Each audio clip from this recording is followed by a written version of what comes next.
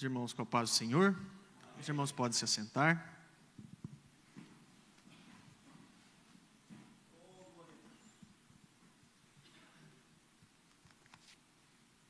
Já foi feita uma exposição do texto que nós estaremos estudando nessa manhã. E como já foi também compartilhado pelo pastor Alceu, a respeito da comemoração deste dia, a respeito do Dia Internacional de Missões, onde nós estamos aqui para falar exatamente sobre este tema. Não é o acaso, É claro que a CPAD, junto com o comentarista, planejou, para que essa temática pudesse ser discutida exatamente neste dia, porque de fato é sobre a obra, o propósito, o projeto de Deus para alcançar toda a humanidade que nós vamos estudar aqui hoje. Nós vemos até o capítulo 10 do livro de Atos que se cumpre de forma parcial a palavra de Jesus, Ide primeiro em Jerusalém, depois Judeia, Samaria e confins da terra. Até o capítulo 10 se cumpre a parte de Jerusalém, Judeia e Samaria. E é a partir do capítulo 10, com a conversão de Cornélio, da sua casa, que abre as portas para os confins da terra. Então é a partir daqui que inicia-se o projeto missionário da igreja primitiva para com os gentios, do qual nós somos alcançados por essa grande obra. E aí a gente já parte do primeiro ensinamento de que não se trata de um lugar, não se trata de um lugar específico, Ou como disse o próprio Jesus, você acredita que deve se adorar no templo, outros no monte, mas aqui nós vemos que a obra de Deus e o reino, ele se manifesta onde existe palavra, onde existe fé e onde o Espírito se manifesta.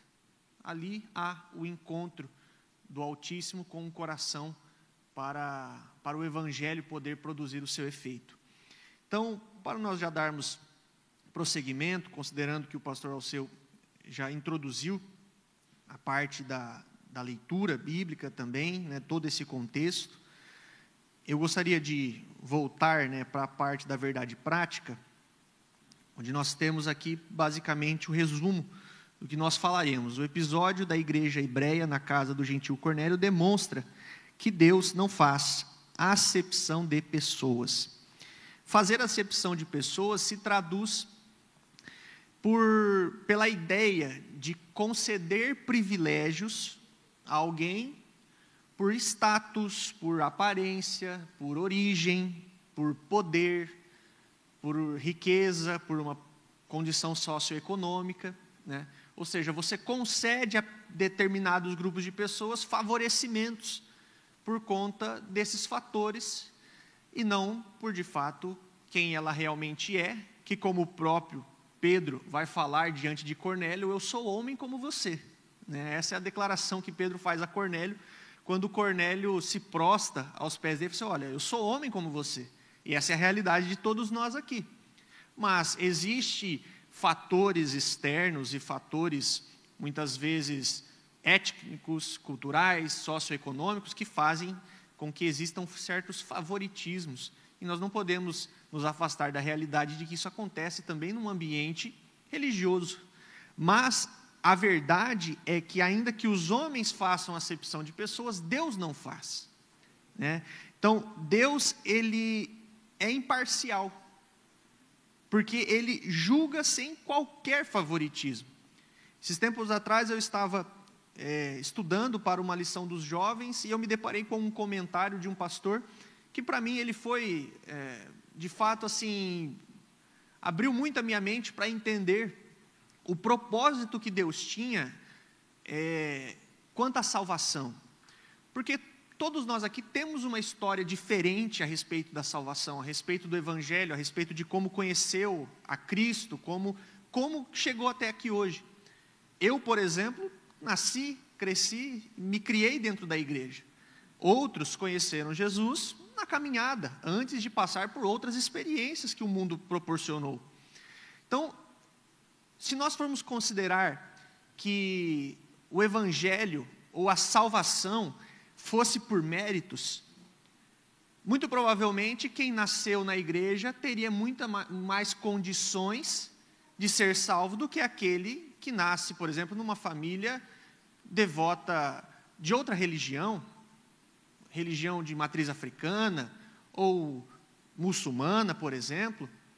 Como que nós vamos considerar que aquela pessoa que nasceu dentro de um outro ambiente teria as mesmas condições que eu, que nasci dentro de uma igreja, para ser salvo? Então, se fôssemos olhar pelo óculos, pela visão, pela lente do mérito, Deus seria injusto. Então, para Deus não ser injusto, o que Ele faz?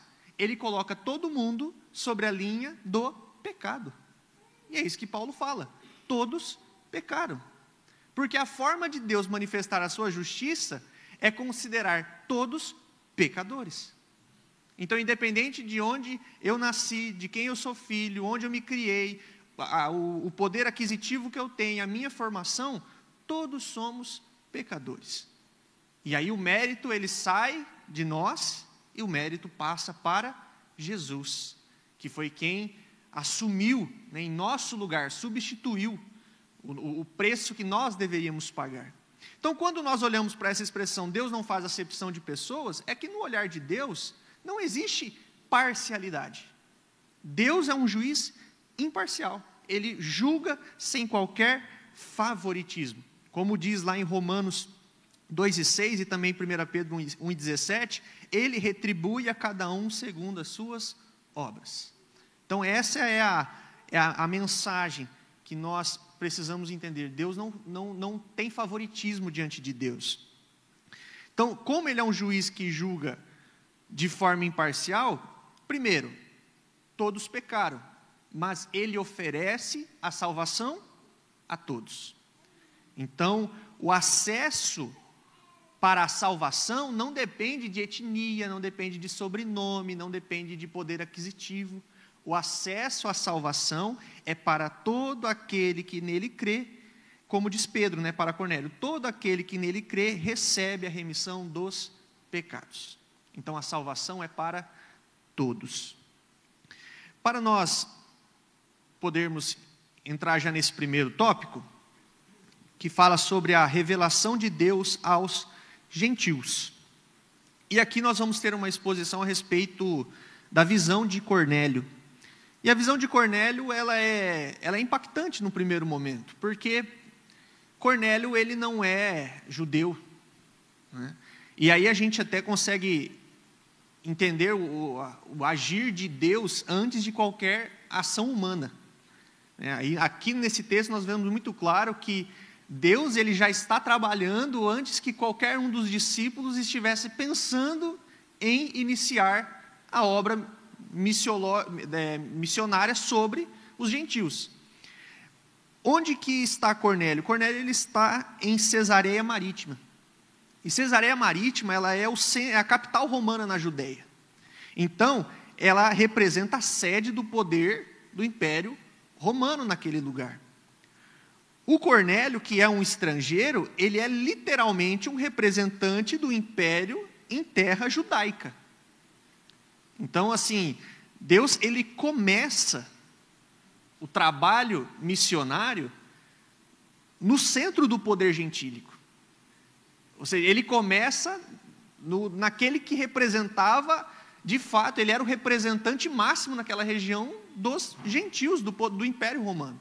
Então, Deus inicia o trabalho com um homem que representa o centro do poder dos gentios.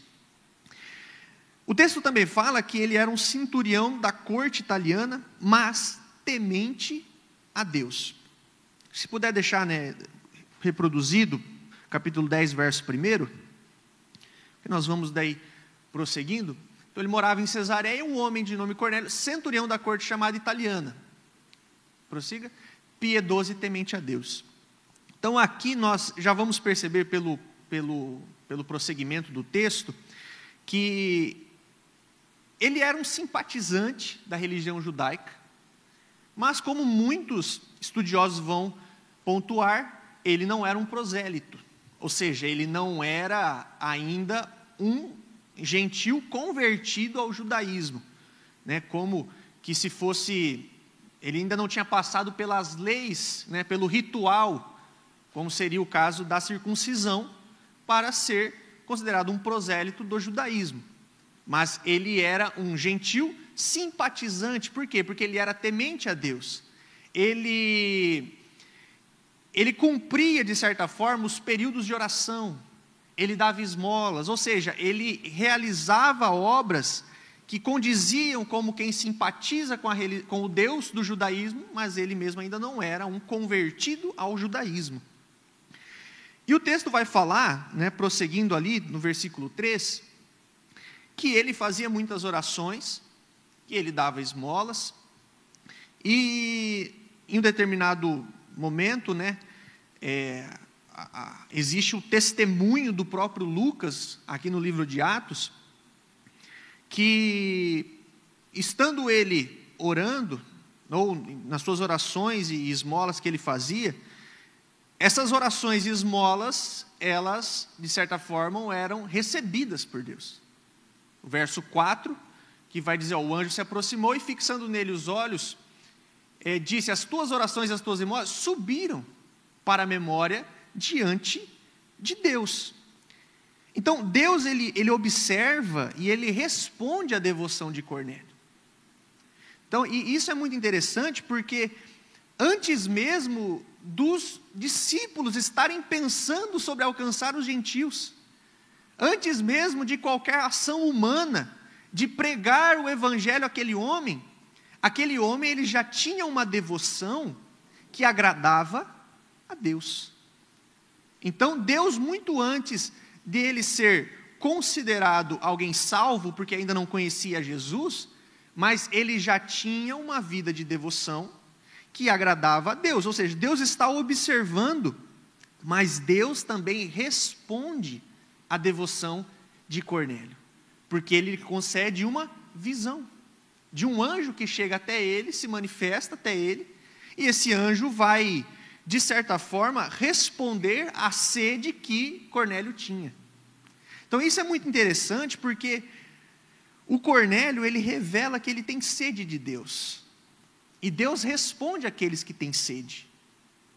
Então como que Cornélio ele demonstrava que ele tinha sede? Ele tinha vida de oração, ele tinha generosidade prática, porque ele dava esmolas de forma contínua, ele tinha uma disposição para ouvir a palavra, porque quando Pedro chega, a Bíblia vai dizer que Cornélio, ele reuniu toda a sua casa e todos os seus amigos mais íntimos, ou seja, ele já estava agindo como um missionário antes mesmo de saber a mensagem que Pedro traria a ele, ou seja, ele tinha disposição para ouvir a palavra, e ele ainda queria com que aqueles que estivessem perto dele ouvissem a palavra, e acima de tudo ele tinha humildade, porque quem é Cornélio? Cornélio é o representante do Império Romano na Judéia, e quando Pedro chega, mesmo sem ele saber quem é Pedro, ele se prostra ao pé de Pedro, reconhecendo que diante dele está um homem que, pode ser que por títulos não fosse maior, mas no âmbito espiritual, sobrenatural, era uma autoridade, e ele se prostra. Então, existia sede por parte de Cornélio, e Deus responde à sede de Cornélio. E como que ele responde? Com salvação e batismo com o Espírito Santo. Então isso é uma lição para nós, porque muitos estão em busca de viver essas experiências espirituais e sobrenaturais, viver esse êxtase, porque em algumas traduções vai dizer que Pedro e Cornélio, Pedro quando estava lá no terraço da casa, ele foi tomado por um êxtase, e muitas pessoas buscam esses êxtases sobrenaturais e espirituais, mas a questão é que Deus responde àqueles que têm sede, Deus responde àqueles que possuem uma devoção de quem quer mais, independentemente do que pode ter como benefício pessoal ou próprio, e esse é Cornélio, um homem que tinha sede de Deus. Então Cornélio, ele era piedoso, temente a Deus, dava esmolas, orava de forma contínua a Deus, era um sacerdote do lar, era um influenciador no seu trabalho, porque quando o anjo pede para que ele vá em busca de Pedro, a Bíblia vai dizer que ele chama alguns de seus servos, mas dentre eles um que era também piedoso. Aí a questão que a gente consegue interpretar de forma, fazendo uma hermenêutica no texto, é que ele chama aquele homem porque ele tinha uma intimidade suficiente para saber que aquele servo também tinha a mesma fé, a mesma crença, e por que não dizer que talvez não tinha a mesma fé, a mesma crença, porque Cornélio o influenciava a ter. Então Cornélio era piedoso, sacerdote do lar, influente, gozava de um bom testemunho em toda a sociedade, mas ainda estava perdido em Cristo. Esse é o detalhe. Ele fazia tudo isso, mas ainda lhe faltava. É a palavra de Jesus ao jovem rico. Senhor, tudo isso eu faço. Jesus olha para ele, você faz tudo, mas ainda falta. Essa é a palavra de Deus para Cornélio. E isso confronta as nossas convicções, porque pessoas boas também precisam do Evangelho. E eu tenho certeza que você conhece muitos Cornélios que estão ao seu redor. Pessoas boas, pessoas cheias de princípios, de valores, pessoas que agem com honestidade, com verdade, com sinceridade, trabalhadoras. Mas falta conhecer o Evangelho, porque sem o Evangelho ela continua sendo uma pessoa perdida. Sem Cristo, o destino dela ainda é a perdição. Então, ainda que ele fizesse tudo isso, faltava Cristo. Mas aí é o detalhe, o próprio Deus fez questão de organizar um encontro para que aquele homem pudesse ter um contato com o Evangelho. E eu já citei isso outras vezes, eu acho que até na última lição que eu ministrei, mas sempre me confronta os encontros de Jesus, onde a filha de Jairo está doente, e alguém vem interceder por ela, que é o próprio pai. Ó, minha filha está doente, está perdida, eu preciso que o senhor vá lá. No meio do caminho surge uma mulher que ela toma a direção, ela toma de forma voluntária, ela vai ao encontro de Jesus para ser curada, que é a mulher do fluxo de sangue. Ou seja, um pai que intercede por uma filha e uma mulher que toma a decisão ativa de ir ao encontro. Mas no mesmo capítulo nos fala de um homem endemoniado, que se dependesse das próprias forças não chegaria até Jesus. Os demônios não deixariam. E se dependesse de alguém que o ajudasse, ninguém o ajudaria, porque a Bíblia fala que ele estava acorrentado e isolado em um lugar. Então não tinha ninguém que intercederia por ele, e muito menos ele teria condições de, por vontade própria, procurar. Jesus simplesmente decide, sem que ninguém peça, ir ao encontro daquele homem. E é o que Deus faz por Cornélio. Se dependesse dos judeus, talvez não chegariam até Cornélio. E talvez Cornélio, por uma decisão própria, talvez não encontraria esses homens. Mas Deus age de uma forma para que exista um encontro. E existe uma lição muito preciosa aqui. O anjo aparece, mas o anjo não prega o Evangelho. O anjo, ele passa uma orientação. Procure por Pedro. Por quê? Porque a missão de proclamar o Evangelho não é dos anjos, mas é da igreja. A nós foi concedida a missão de proclamar o Evangelho. Hebreus 1:14 nos traz uma orientação, né? Que os anjos, não são todos eles espíritos ministradores, enviados para serviço a favor dos que hão de herdar a salvação, ou seja, os anjos servem aqueles que são herdeiros da salvação. Mas a eles não foi dada a missão de pregar o Evangelho. A missão foi dada a nós, a igreja. E é por isso que o anjo se manifesta de uma forma sobrenatural, mas com uma palavra: procure Pedro. Porque o Pedro vai cumprir a missão que lhe foi dada. Então, indo para o texto aqui do tópico 1, nos diz assim, no no meio do capítulo. Não é incomum nas páginas das Escrituras Deus se revelar por meio dos anjos. Contudo, essa revelação se distingue das outras por conta do seu propósito. A inclusão dos gentios à igreja do Senhor. Cornélio era um homem que tinha desejo de salvação, pois mesmo sendo um gentio, era piedoso e temente a Deus com toda a sua casa. No entanto, isso não era suficiente para salvá-lo. Ele precisava ouvir acerca da mensagem da cruz, e o anjo de Deus estava ali para instruí-lo como fazer.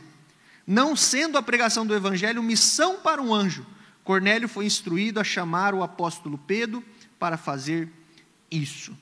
Então aqui nós já temos um resumo do que nós falamos. A missão não era do anjo, a missão é da igreja, da proclamação do evangelho. Então, de uma forma muito resumida,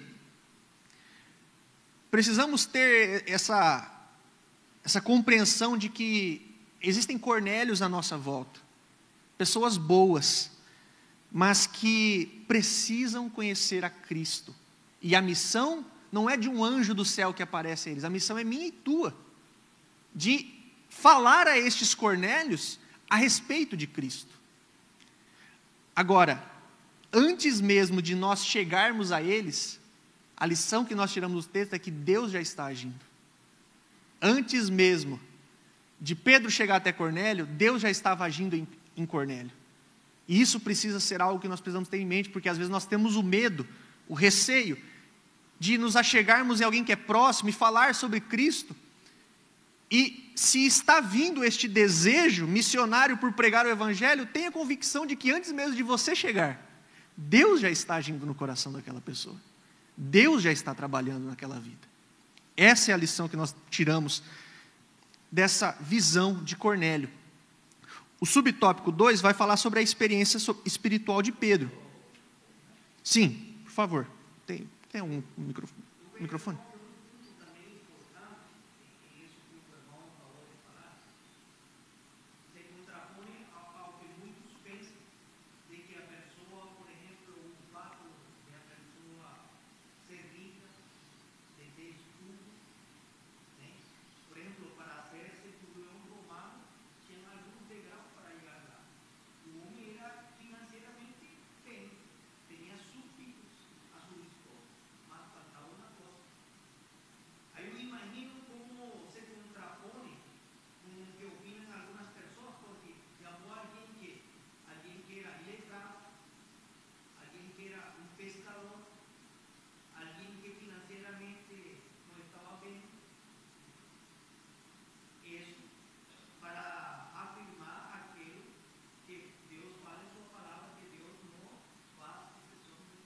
Certo. E isso é importante também para a igreja, porque não importa a posição que você ocupe na sociedade, Deus pode te utilizar. Sim. Para chamar um cordeiro. Com certeza. Essa é a palavra, a mensagem do texto e a mensagem da lição, ela se resume a este ponto. Se Deus não faz, por que nós vamos fazer? Então, essa é a palavra, e agora na experiência espiritual de Pedro, é o que vai ser exposto. Porque o Pedro, ele tinha a visão de que existiam ainda limites, fronteiras, barreiras. Mas aí, quando ele tem a visão e ele encontra o Cornélio e tudo que Deus faz, o Espírito Santo desce, aí Pedro fala assim: quem vai negar então a água para batizar? Porque se Deus não faz, por que nós vamos fazer? Né? Então, assim, é uma quebra de preconceitos, e a gente não pode Ontem, no culto dos adolescentes, o pastor falou sobre isso. Nós vivemos num mundo que é do mundo. O supermercado é do mundo, a farmácia é do mundo, a concessionária do carro é do mundo. Nós vivemos o molde do mundo. Né? Então, nós estamos em contato com lugares e pessoas que nos colocam em padrões, em uma forma. E nós temos que ter o cuidado de nós não nos conformarmos a este mundo, porque independente de cor, de origem, de língua, de cultura, independente de qualquer coisa, Deus aceita sem julgamentos. Nós também precisamos pregar um evangelho sem julgamentos. Então, a experiência espiritual de Pedro, assim como Cornélio, Pedro também teve uma revelação. Pedro teve uma experiência espiritual com visão e revelação divina que o deixou perplexo. Deus sabia do impacto que a missão na casa do gentil Cornélio teria sobre as convicções de Pedro. E por isso, por meio dessa experiência espiritual, o prepara para o que viria pela frente. Olha que interessante. O Espírito que se manifestou a Pedro para trazer a visão é o mesmo que preparou Cornélio. Então aqui nós precisamos ter a seguinte noção: o Espírito ele prepara o ouvinte, mas o Espírito também prepara o mensageiro. Então o Espírito ele está agindo.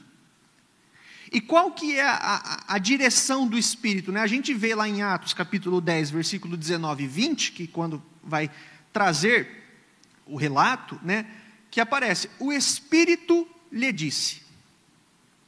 Enquanto meditava Pedro acerca da visão, disse-lhe o Espírito. Então, a missão é guiada pelo Espírito. Então, seja por meio de visões, seja por meio de revelações, mas principalmente por meio da palavra. É tudo sobre a régua das Escrituras. Então, a missão ela é guiada pelo Espírito. E aí surge uma pergunta que precisamos fazer para nós, que é: como que nós podemos reconhecer a voz do Espírito e distinguir ela das nossas próprias preferências? Porque pela minha preferência eu prego para A, mas não prego para B. Mas o Espírito, ele está nos impulsionando a pregar sem acepção de pessoas. Então, como que nós podemos reconhecer a voz do Espírito e distinguir ela daquilo que é as nossas próprias convicções e preferências pessoais? E aí a gente tem que fazer sempre algumas perguntas, porque existe uma falsa impressão de que sempre vai ser como o caso de Pedro e de Cornélio, né? Sempre vai aparecer um anjo para nos anunciar.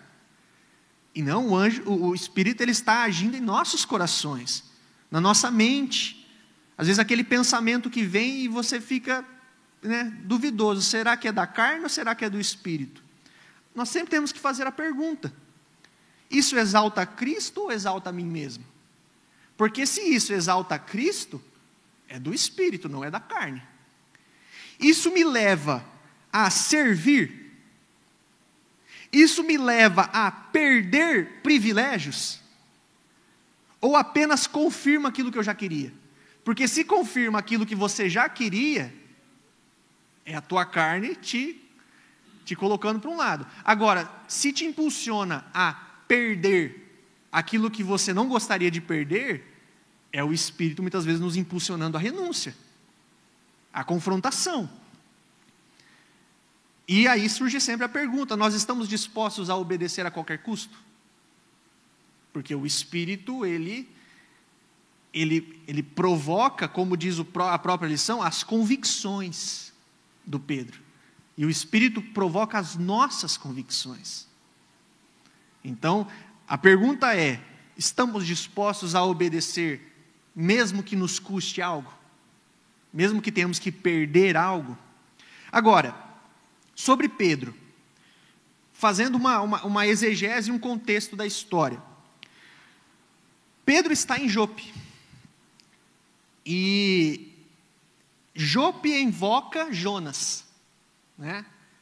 Porque vamos ler o texto lá de Jonas, capítulo 1, verso 3 e 4. Que sempre que quando aparece essa citação, a gente tem que ter a noção: Lucas não fez isso involuntariamente, Lucas faz isso de forma voluntária, né? E o Espírito organiza isso de forma voluntária. Pagou, pois, a sua passagem e embarcou nele, para ir com eles para Tarsis, para longe da presença do Senhor. Mas o Senhor lançou sobre o mar... É o 3 e o 4? Então acho que é o 2 e 3. Dispõe-te, vai à grande cidade de Nínive e clama contra ela, porque a sua malícia subiu até mim. Jonas se dispôs, mas para fugir da presença do Senhor, para Tarsis, e tendo descido a Jope, achou um navio que ia para Tarsis. Então, Jope é um lugar interessante nessa história, Porque Jobe nos revela a história de um profeta que relutou em ir pregar aos gentios. Então, Deus chama Jonas para pregar a Nínive, terra de gentios. E em Jope, Jonas reluta e não vai. Agora o Pedro está no mesmo lugar, e o chamado do Espírito é o mesmo: ir pregar aos gentios. Então, o escritor Lucas sugere um contraste entre o profeta relutante e a decisão de Pedro. Só que desta vez, Pedro vence a resistência por meio do Espírito, né? Então o lugar aqui é muito interessante, porque Jope é este lugar que evoca o dia em que um profeta fugiu para não pregar aos gentios, para não cumprir a promessa que Deus tinha aos gentios. Mas agora Pedro está no mesmo lugar, e ele cumpre a palavra, ele vai pregar aos gentios. A visão que Pedro tem sobre o lençol: Pedro vê um lençol descendo, esticado, né?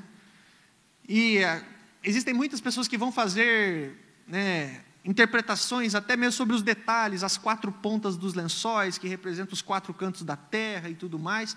Eu não gostaria de entrar no mérito dessas questões, porque sempre existe muito risco de falarmos aquilo que a Bíblia não está falando, né? A verdade é que desce um lençol, e sobre o lençol estão muitos animais, puros e impuros.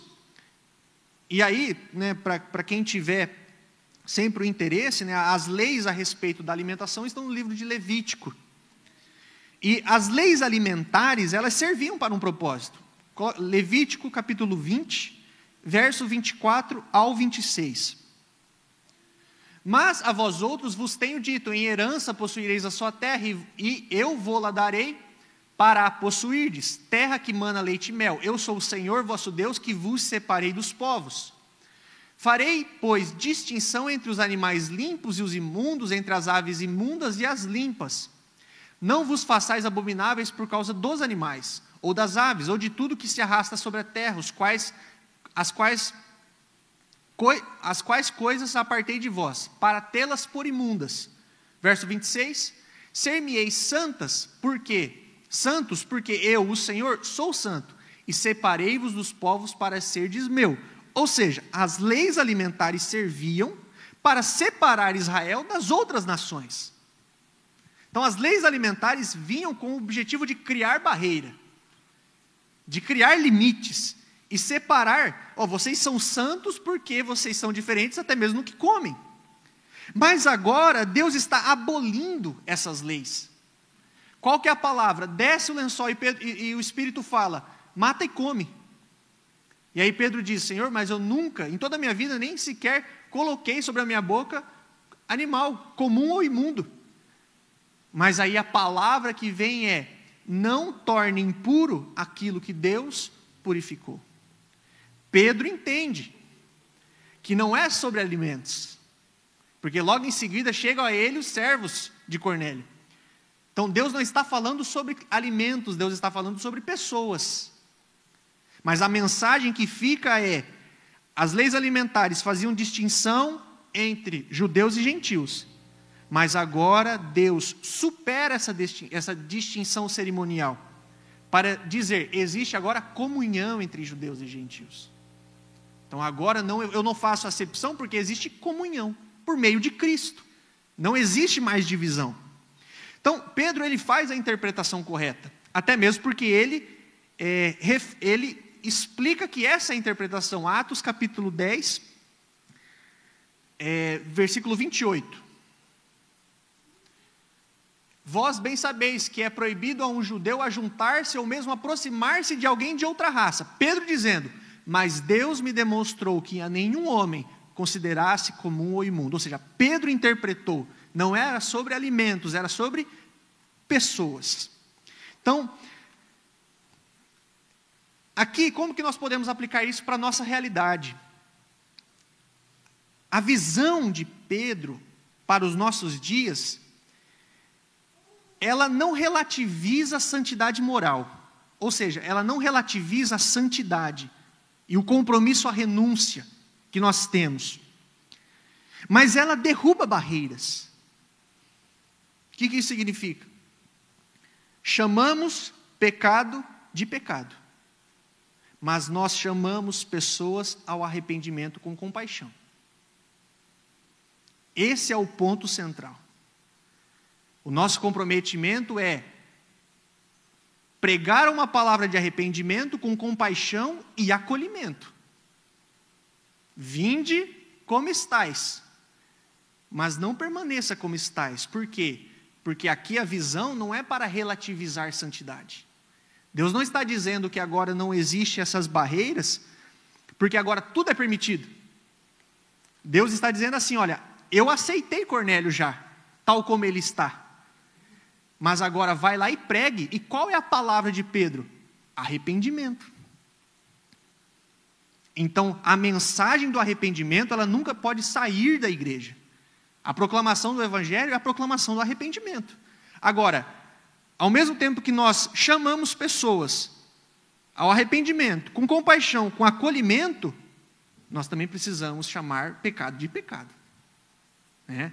Então, isso não nos dá a carta branca para transformar essa visão em licença para relativizar os padrões bíblicos de santidade. De que forma que nós podemos aplicar isso, por exemplo? Quem são aqueles hoje que nós chamamos de impuros ou imundos? Essa é a pergunta. Para a época, os gentios. Mas e para os nossos dias? Quem são aos nossos olhos aquele que nós olhamos e falamos, não, esse é impuro, esse é imundo? Vamos trazer para uma realidade nossa em Toledo? Imigrantes? Muitos passam por isso. Preconceito em comércio, preconceito quando vai arrumar um lugar para trabalhar. Eu convivi com um em Marechal, um rapaz que veio da África, Serra Leoa, formado, faculdade. Não sei se o Mendes estava lá na época que o Denis e o... Lembra, né? Só falava inglês, mas formado, faculdade. A única coisa que ele conseguiu em Marechal foi emprego para cortar frango. Não tinha valor. De onde veio? A cor da pele. Então, quais são aqueles que hoje nós olhamos e falamos, é imundo, é impuro, não vale a pena? Povos tradicionais, indígenas, dependentes químicos. Vamos ser mais abrangentes? Presidiários. Elites também, né? Então, o texto ele nos chama a nós nos movermos em direção a todos, sem confundir o acolhimento com a aprovação de pecados. Mas a pergunta ela é exatamente essa. Será que nós não estamos fazendo essa acepção de pessoas? E eu faço uma dinâmica com os irmãos. Você consegue pensar em 3 grupos ou 3 tipos de pessoas que normalmente você evita? Normalmente você evita. Digamos, você chega num lugar, a pessoa fala que é petista, por exemplo. Ou seja, nós evitamos.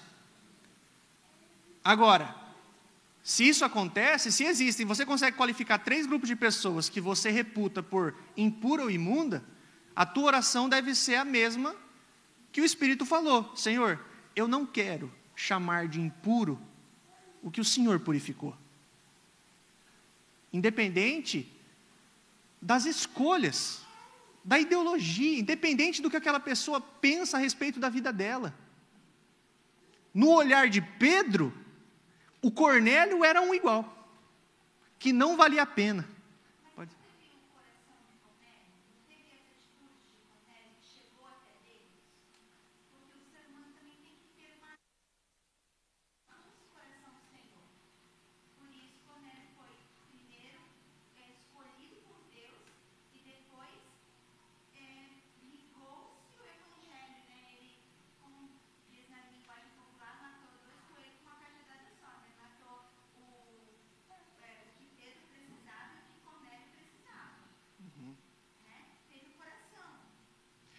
Mas a pergunta é, quem aqui nesse templo consegue olhar para o coração de alguém?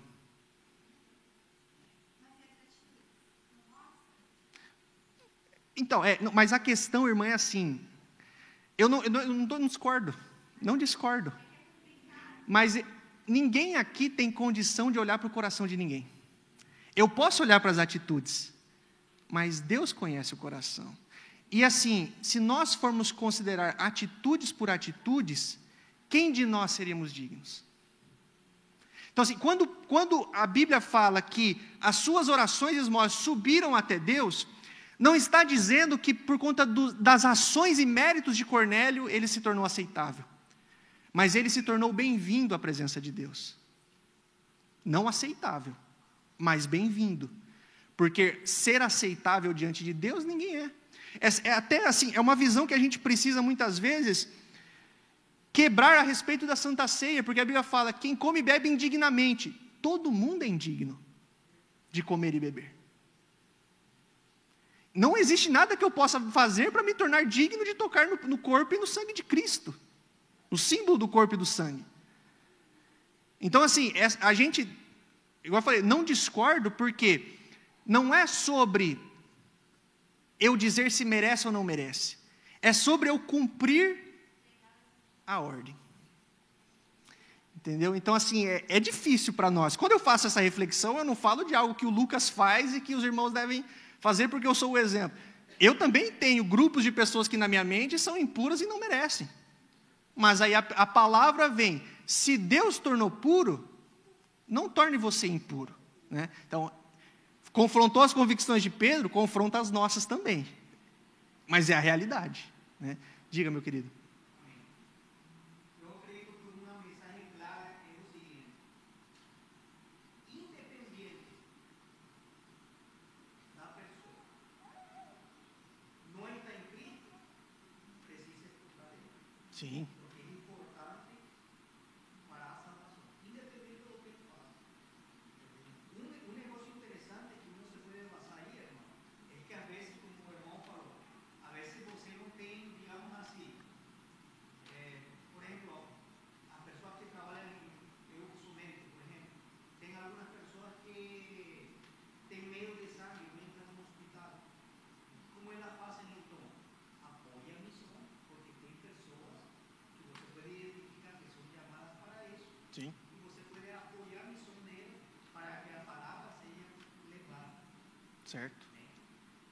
Um ponto interessante que levantou a irmã, eu acho que, tipo assim, como uno faz de repente, por exemplo, com um petista, né? Como o irmão falou também, eu acredito que uno tem que observar e que a palavra de Deus vá no tempo certo. O lançar a semente. Porque o que Jesus fala sobre a lei da semeadura? A semente é a mesma. A diferença é o quê? O solo. Então assim, nós semeadores lançamos a semente. Agora o solo que recebe é o que vai determinar se a semente vai brotar, germinar, brotar, criar raízes, crescer e dar frutos. Né? O Mendes tinha pedido uma palavra também.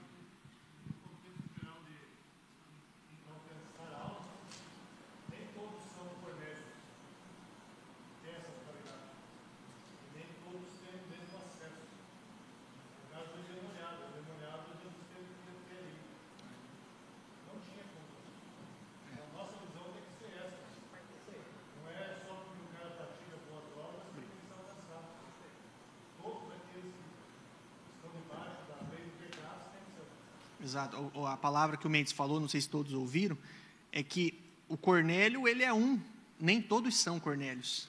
Né? Então, assim, a disposição de pregar, por exemplo, a disposição de Jesus de parar um apedrejamento de uma mulher adúltera, indigna, não merecia, impura, imunda aos olhos dos homens. Jesus parou o apedrejamento. E não fez acepção de pessoas. Jesus conversou com uma mulher samaritana, aos olhos dos outros, imunda e impura. Não fez acepção de pessoas. Então, essa é confronta as nossas convicções, né? Diga. A palavra de Cornélio nos faz lembrar também de outro lado, assim, ó, aquele ser humano que diz assim, ó, eu faço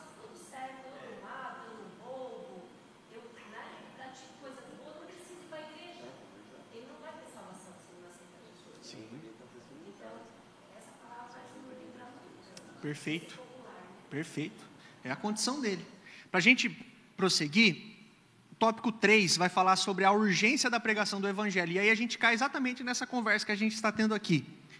Deus ainda pode revelar a alguém o seu plano salvífico de forma excepcional, inclusive usando anjos, como fez no caso de Cornélio.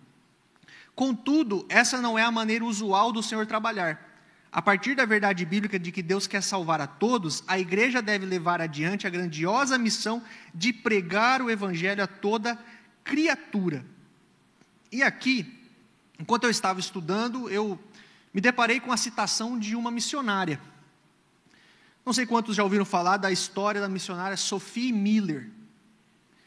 Sophie Miller era uma norte-americana, que ainda jovem, ela deixou o conforto da casa e foi para a Amazônia. De 1940 a 1990, 50 anos, ela serviu na fronteira entre Colômbia e Venezuela, na selva amazônica. Ela dedicou todos os seus 50 anos ali de vida para pregar a povos indígenas da região. Então ela alfabetizou crianças e adultos, ela traduziu a Bíblia para o dialeto, a língua daqueles povos, ela escreveu canções sacras, ela desenvolveu um trabalho magnífico naquela região e ela pregou o Evangelho. E por onde ela pregou o Evangelho, dizem os registros que a violência diminuiu, as famílias foram restauradas, as crianças aprenderam a ler e existia uma transformação, uma conversão do culto que antes eles faziam aos espíritos, agora faziam a Deus. Um dia chegaram para ela e perguntaram: Sophie, como foi que Deus te chamou para esta obra? A resposta dela é o que ecoa até hoje. Ela disse assim: eu não tive um chamado, eu li uma ordem e obedeci. O que ela leu? Marcos 16 e 15. Ide por todo mundo e pregai o Evangelho a toda criatura. Então, nós vamos agora nos colocar no lugar do Pedro, né? Às vezes nós estamos aguardando, né, o chamado para pregarmos a palavra. A gente está aguardando as condições perfeitas. Eu estou aguardando essa parte da minha vida se ajeitar, essa porta se abrir, aquilo dar certo, o valor entrar, o contrato fechar, e aí sim, quando tiver tudo perfeito, eu vou fazer. E muitas vezes estamos esperando manifestações sobrenaturais, né? O anjo que aparece, a revelação que surge, o profeta que vem no culto, né? A gente está aguardando, né? E aí vem um exemplo como esse. Já foi dada uma ordem, eu só li ela e obedeci. E isso é para nós. Por quê? Porque a pregação do Evangelho é ainda urgente. Quantos ainda precisam ouvir sobre Cristo? E nós estamos adiando cada vez mais. No Dia Internacional de Missões, essa é a palavra. Quantos ainda precisam conhecer o Evangelho? Porque muito se falava da janela 1040, que hoje nem é mais 10 por 40. Hoje é até maior. Porque o Evangelho, que deveria fazer com que aquela janela diminuísse, não tem alcançado, não tem chegado. E nós estamos adiando. Para prosseguirmos, estamos no tópico 2, né? A salvação dos gentios. E aqui a gente pode fazer de uma forma muito resumida, né? Que é sobre a pregação aos gentios e a conversão dos gentios.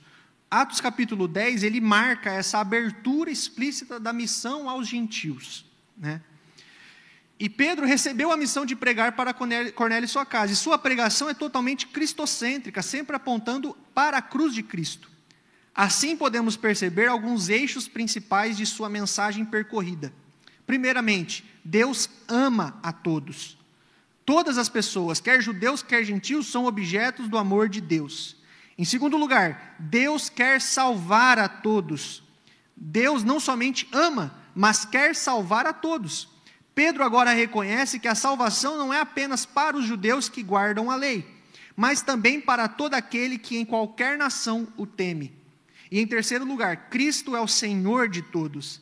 Cristo é o centro do Evangelho. Ele é o eixo em torno do qual todas as bênçãos espirituais se encontram.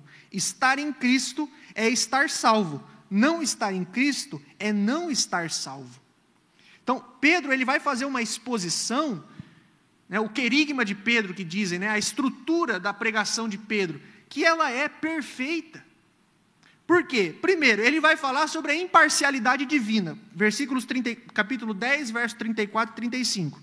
Qual que é a mensagem central? Deus não faz acepção de pessoas. Porque o que pesava na cabeça de Pedro era as leis dietéticas, sobre alimentação, a pureza ritual, as fronteiras éticas. Ele mesmo diz, olha, você sabe que eu como judeu não podia nem estar aqui. Né? Essa é a palavra dele. Então, essa convicção ela é quebrada em cima do amor soberano de Deus, que é imparcial. Então, ele já inicia dizendo, Deus não faz acepção de pessoas. Em seguida, verso 36, ele vai trazer o escopo e o centro da mensagem. A mensagem que Deus enviou aos filhos de Israel, anunciando a paz por meio de Cristo. Então, este é o centro da mensagem de Pedro. Qual que é? A ideia bíblica de reconciliação. Ou seja, a paz ali, né, é a ideia bíblica de shalom, reconciliação. Então, através de Cristo, você tem uma reconciliação com Deus, você tem a cura das relações humanas, e você tem o fim da hostilidade entre povos. Porque agora, não porque agora, né, mas Deus aceita a todos. Então, e isso a gente vê lá em Isaías, capítulo 52, verso 7. Que formosos são sobre os montes os pés do que anunciam as boas novas, que faz ouvir a paz, que anuncia coisas boas, que faz ouvir a salvação. Então essa é a palavra, a paz, a salvação. Deus reconciliou em Cristo todas as coisas. No verso 37 a 38 do capítulo 10, Pedro vai expor sobre o ministério terreno de Jesus, né, o qual, versículo 38, Deus ungiu a Jesus de Nazaré com o Espírito Santo e com o poder, o qual andou por toda parte fazendo bem e curando a todos os oprimidos do diabo, porque Deus era com ele. Olha que palavra poderosa aos nossos dias. Por quê? Todas as pessoas que cruzaram o caminho de Jesus, de alguma maneira foram abençoadas por ele. Essa é a mensagem do bom samaritano. Ele não saiu de casa pensando que ia ter alguém na rua caído para ele ajudar, mas cruzou o caminho dele. A partir do momento que cruzou o caminho dele, ele se tornou responsável em ajudar. Essa é a mensagem, porque é o que está dizendo. Ele andou por toda parte, e quem apareceu foi de alguma forma abençoado por Jesus. Agora, essa palavra é apenas sobre Jesus? É sobre nós também. Porque o Espírito que estava com Jesus está conosco também. Então essa missão é a missão contínua da igreja, porque o mesmo poder que Jesus tinha, Ele entregou e concedeu também a nós. Como diz a oração que Ele faz em João, para fazer coisas ainda maiores. Então essa palavra de Jesus se aplica a nós. No verso 39 e 41 do capítulo 10... Pedro vai falar sobre a morte e ressurreição, né? E ele utiliza a expressão do madeiro, né? O madeiro que é a maldição. Lá em Deuteronômio já dizia isso, né? Aquele que morrer sobre o madeiro é maldito. Então Pedro ele vai dizer, Jesus ele assumiu a maldição que cabia a nós. E por fim, antes ainda, versículo 42, ele vai falar sobre o juízo, né? Jesus é juiz dos vivos e dos mortos. Isso é muito interessante, né? E aí entra naquilo que a gente falou. Anunciar Jesus envolve chamar pessoas a uma decisão, né? Sobre arrependimento, o peso eterno que existe, né, entre você sair da perdição e a conquistar a salvação, mas o mesmo Jesus que salva é o mesmo que julga. Então, Jesus é juiz dos vivos e dos mortos. Então, ninguém fica neutro diante do juiz. Essa é a realidade. Não existe decisão neutra. A decisão é sempre favorável para um e desfavorável para outro. Jesus é juiz dos vivos e dos mortos. E por fim, a mensagem de Pedro se encerra com a promessa do perdão pela fé. E aí nós temos algumas referências, né? Jeremias capítulo 31, verso 31 e 34. Jeremias 31, versículo 31 ao 34. Eis aí vem dias, diz o Senhor, em que firmarei a nova aliança com a casa de Israel e com a casa de Judá. Não conforme a aliança que fiz com seus pais no dia em que os tomei pela mão para os tirar da terra do Egito. Porquanto eles anularam a minha aliança, não obstante eu os haver desposado, diz o Senhor. Porque esta é a aliança que firmarei com a casa de Israel depois daqueles dias, diz o Senhor. Na mente lhes imprimirei as minhas leis, também no coração lhes escreverei, e serei o seu Deus, e eles serão o meu povo. Então, Deus já pregava no Antigo Testamento sobre o perdão da nova aliança. Isaías capítulo 53 vai falar do servo que leva a iniquidade. E Joel 2:32 é uma palavra crucial para os nossos dias. E acontecerá que todo aquele que invocar o nome do Senhor será salvo. Uma promessa de perdão e salvação que alcança os nossos dias. E essa promessa, ela é universal. Olha o que está dizendo o profeta: todo aquele, de forma universal. Mas existe a aplicação particular, que nele crê, como diz Pedro, ou que invocar o nome. Então a promessa é a todos, mas existe a aceitação do coração, que nele crê, como seria o caso de Cornélio, né? Ou aquele que invocar o seu nome. Então a mensagem que Pedro prega e que alcança a nós hoje é essa: Deus ama a todos, Deus quer salvar a todos, e o caminho é um só: todo aquele que em Jesus crer. Só existe um caminho. Para o último tópico, tópico 3, né, o Espírito derramado sobre os gentios. E aí nós encerramos. Atos 10 e 11 vai ser reputado por alguns teólogos como o Pentecoste gentílico. Porque assim como o Espírito desceu sobre aqueles que estavam reunidos lá em Atos 2, ele também desce sobre os gentios que estão na casa de Cornélio. E existia a promessa universal, né, do derramamento do Espírito, que também está em Joel 2, né, e derramarei o Espírito sobre toda a carne. Mas também temos a promessa do novo concerto, que está em Ezequiel capítulo 36 e versículo 27. Porei dentro de vós o meu Espírito, e farei que andes nos meus estatutos, guardeis os meus juízos e os observeis. Ou seja, a promessa de derramar o Espírito, mas também a promessa de um novo concerto pelo Espírito. Ou seja, é o Espírito que nos capacita para obedecer os estatutos, guardar os juízos. Então é o Espírito que nos capacita a isso.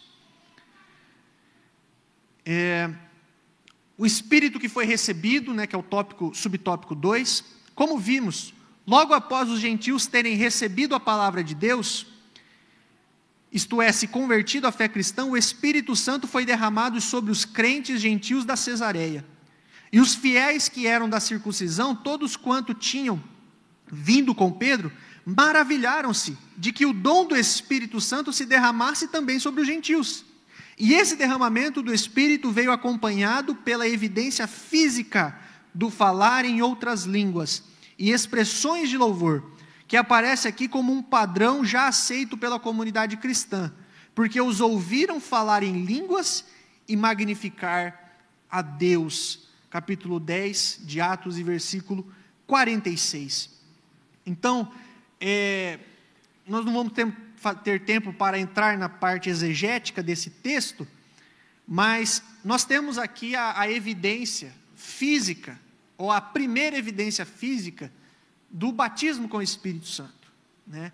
Que é a glossolalia, né? Que é o falar em línguas. Mas o texto também fala que além dessa glossolalia existiu doxologia, ou seja, magnificaram a Deus. Então, a manifestação do Espírito não gerou apenas uma manifestação de línguas, mas eles também magnificavam a Deus, glossolalia e doxologia. E o livro de Atos, ele registra sucessivos episódios do batismo com o Espírito Santo, né? Jerusalém, Atos 2, 1 a 8, Samaria, Atos 8, capítulo 8, do versículo 14 ao 17, em Damasco, no capítulo 9 de Atos, na Cesareia, no capítulo 10, aqui, no caso do Cornélio, e também em Éfeso, no capítulo 19. E existe sempre uma sequência singular. Prega-se a palavra, o Espírito desce, existe a manifestação das línguas, e então é feito o batismo nas águas. É claro que esse caso em específico, ele foi um divisor de águas também, porque até então, existia uma imposição de mãos em alguns casos, né? Impuseram as mãos e o Espírito desceu. E no caso aqui, o texto nos mostra que Pedro ainda estava falando, quando o Espírito desceu e eles foram batizados, né? Então, isso nos converte a uma realidade, para encerrarmos. Não existe receita de bolo, né? Não existe um padrão. Tem que fazer assim, o ambiente tem que estar assim, as luzes têm que estar de tal jeito, a cor da parede tem que ser uma, os louvores que cantam tem que ser um. Não, porque se cantar tal louvor, o Espírito não desce, porque se fizer tal coisa, o Espírito não desce. Se eu for com tal roupa, Deus não se manifesta. Não existem padrões. O que existe é uma fé. Cornélio tinha fé. E porque ele tinha fé e um coração arrependido, o Espírito se manifestou. E aí a pergunta de Pedro é: como nós vamos rejeitar as águas para batizar, se o Espírito já confirmou a conversão? Amém? Nós não temos mais tempo, mas Deus abençoe. Espero que a aula tenha sido proveitosa. Queria convidar os irmãos a ficar em pé para nós fazermos uma oração.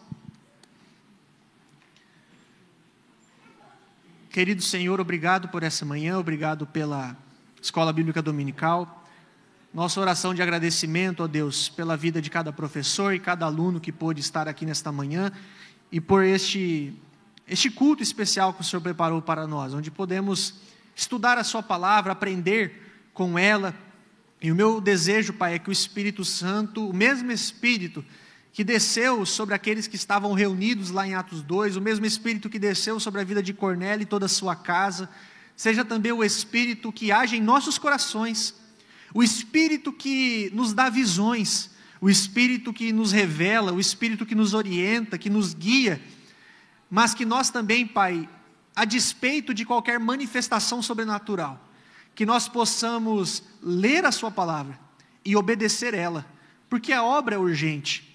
Quantos Cornélios existem por aí esperando encontrar Pedros ao seu caminho para anunciar o Evangelho? Nos traga, Senhor, essa reflexão e esse compromisso missionário. É a nossa oração nessa manhã, Pai, em nome de Jesus. Amém.